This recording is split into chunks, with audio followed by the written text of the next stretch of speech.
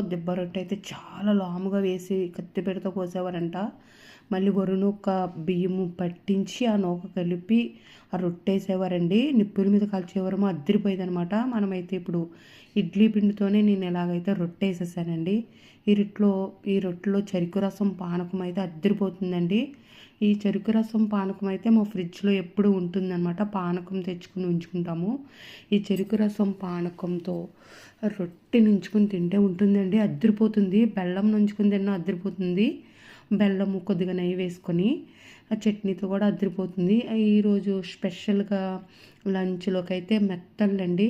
ఈ నెత్తళ్ళ కర్రీ ఎగురు బాగుంటుంది, పులుసు బాగుంటుంది. ఎగురు నా కోసం, పులుసు మా ఆయనగారి కోసం అనమాట. పులుసులు అంటే మా ఆయనగారికి చాలా ఇష్టము. కొద్దిగా పులుసు అయితే చేశానండి. ఇలాగ ఎగురులోనే కొద్దిగా చింతపండు పులుసు వేసేసానమాట అండి. ఎగురు కూడా అద్దరిపోతుందండి. మొత్తం